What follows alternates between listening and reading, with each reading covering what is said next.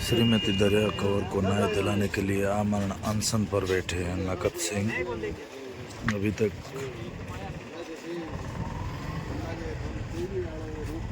कोई कार्रवाई नहीं की गई है और न ही आज 48 घंटे हो चुके हैं, नहीं तो कोई पुलिस प्रशासन यहाँ पर पहुँचा है इनकी सूझबूझ लेने के लिए, नहीं तो कोई डॉक्टर की टीम पहुँची है। आखिर ऐसा क्यों?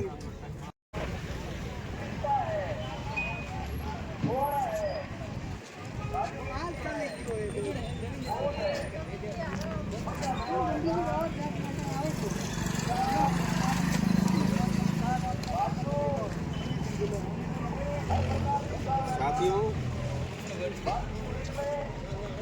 मेरे साथ में सिंह है, उनकी मौसी जी तकरीबन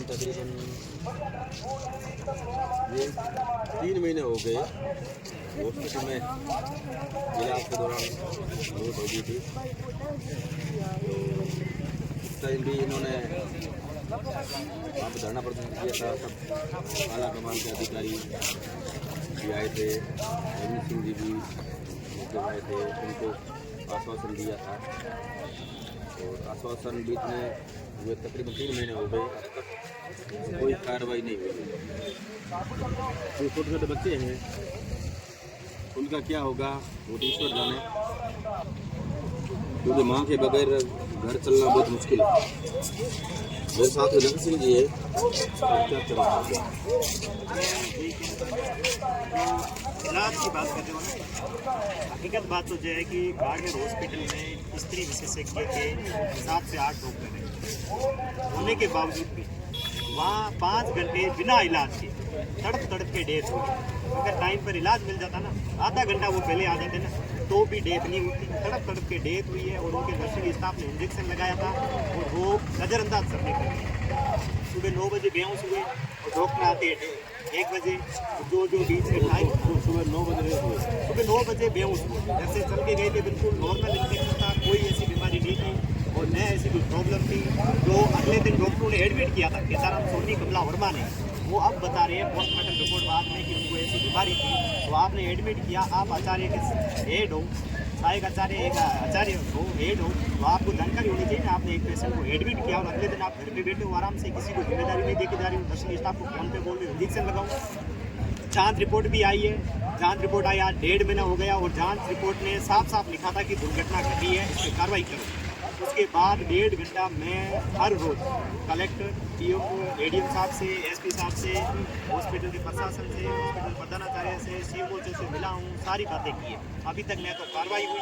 इसमें बात ये अड़ी है कि जो डॉक्टर दोषी थे केताराम सोनी, उन्होंने छुट्टी डाल दी और बाकी वाले डॉक्टर कौन वहाँ एक सवाई खत्री थे, एक डॉक्टर सीमा मित्तल थे। सीमा मित्तल है जो मेरे सुनने में आया, वो सीएमओ जो हमारे है, सीएमओ की वाइफ है। सीमा मित्तल ऑन ड्यूटी थे और उनको हमारे पास सीसीटीवी वीडियो है, वो ऑन ड्यूटी होते हुए भी 12:40 उस वार्ड में जा रहे हैं और बेहोश हो रखे थे सुबह 9 बजे के।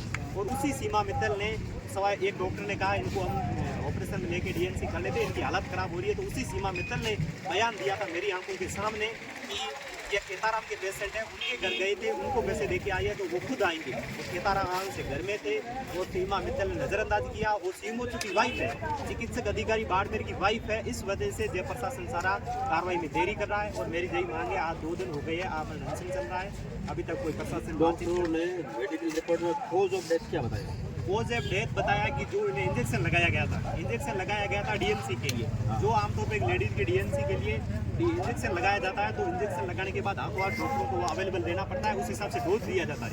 उनमें हुआ क्या, जो इंजेक्शन लगाया नर्सिंग स्टाफ ने और डॉक्टरों को वहाँ कोई मौजूद था नहीं। इंजेक्शन जब आप किसी डीएनसी के लिए लगाते हो तो ब्लीडिंग होना अनिवार्य है। अब ब्लीडिंग वो अंदर हुई, 3 घंटे ब्लीडिंग शरीर के अंदर होती रही क्योंकि वहाँ कोई डॉक्टर मौजूद था नहीं। वो ब्लीडिंग श्वसन नली में गई और 3 घंटे तड़प के डेथ हुई। ये मेडिकल रिपोर्ट में? बिल्कुल मेडिकल रिपोर्ट में और पोस्टमार्टम रिपोर्ट में डॉक्टरों के झूठे बयान है वो भी पकड़े गए हैं। सारी बातें मेडिकल रिपोर्ट में है, सारी चीज़ है।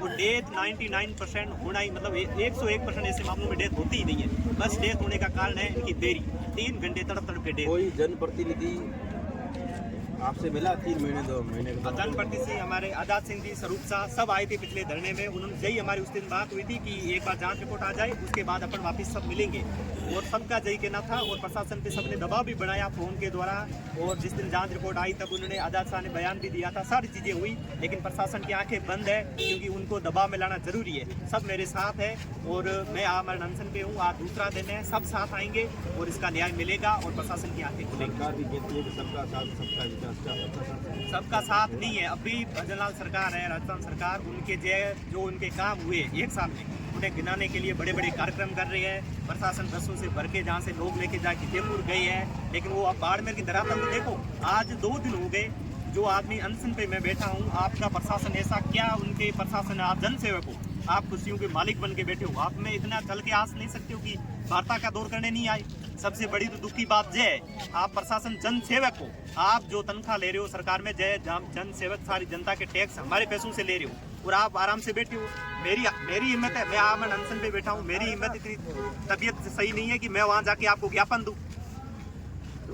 कल के विषय में भी यहाँ मीटिंग थी, के विषय में आप मिले? नहीं, मैं वहाँ गांव था, मैं कल सूचना देके चला गया था कि मुझे मिलने का वहाँ मौका नहीं मिला, और नहीं मैं मिला, और नहीं मैंने मिलने की कोशिश की, क्योंकि प्रशासन को सारी चीज़ें जानकारी है, सारी न्यूज में। ऐसा कोई मंत्री नहीं है, ऐसा कोई सरकार का अधिकारी नहीं है जिनको जो है 3 महीने से मैं धक्के खा रहा हूँ। सारे सबको ऊपर से नीचे सबको मालूम है कि बहुत बड़ी लापरवाही हुई है और एनजीओ कार्रवाई नहीं कर रहे हैं, और मैं ठान के आया हूँ, या तो मेरे प्राण त्याग दूंगा या फिर न्याय मिलेगा और उचित होगा।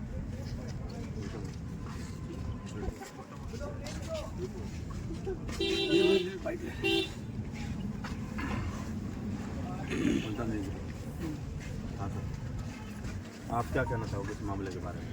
पिछले लंबे समय से 3 माह से ज़्यादा का समय हो गया है, एक व्यक्ति न्याय की बात कर रहा है, तो न्याय क्यों नहीं मिले? और इस प्रशासन जब ये धरने पर भी बैठे हैं, इससे पहले जब रिपोर्ट आई है, रिपोर्ट आने के बाद भी अभी तक कोई न्याय नहीं मिला है, उस पर कार्रवाई नहीं हुई है। अगर कार्रवाई हुई है तो आगे बताएं, परिवार से भी कार्रवाई बनाई।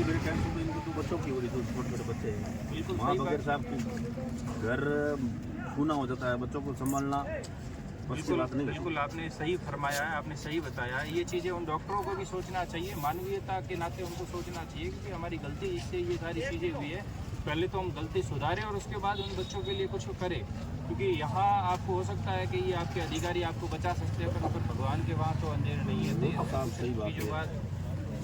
और बाकी सब चीज़ें होगी, आज नहीं तो कल न्याय लेके उठेंगे हम लोग, ऐसे उठने वाले नहीं। हम अनशन पे बैठे हैं, ये सब लास्ट चीज़ें हैं। अमरन अनशन पर बैठना, न्याय नहीं मिला तभी बैठे हैं।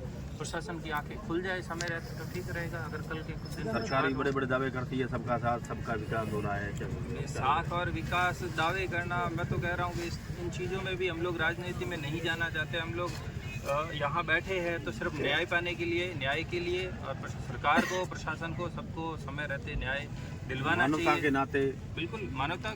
किसी के परिवार के छोटे छोटे बच्चे, 2 बच्चे बैठे हैं, उनकी माता की डेथ हो जाती है, उनके परिवार के लोग यहाँ धरने पे। अब आप देखो कि न्याय के लिए धरने पर बैठना पड़े, इससे ज़्यादा तो दुखद क्या हो सकता है उस परिवार के लिए जिनके परिवार से डेथ हो रखी है। अभी 3 माह पूर्व हुए, ज़्यादा समय नहीं बीता है। तो इंसानियत के नाते डॉक्टरों को, प्रशासन को, सरकार को, सभी को सचेत रहना चाहिए, जागते रहना चाहिए, उनको न्याय दिलाना चाहिए समय रहते हुए। सब लोग बैठे हैं, सब अपने अपने काम काज छोड़ करके बैठे हैं। ऐसा नहीं है कि ये निकम्मे हैं, निकम्मे नहीं है। इनके लोग दिलों में भी संवेदना है, मानवता है, इसलिए यहाँ हैं। और जो मेरा ये वीडियो देख रहे हैं, उन सभी से एक हाथ जोड़ के विनती है कि मानवता के नाते, जातिवाद से, धार्मिक से जातिवाद की बात नहीं है, नहीं तो कोई राजनीति की बात है। बात है तो सिर्फ एक कि आमरण अनशन पे बैठा व्यक्ति और वो न्याय के लिए लड़ रहा है, और न्याय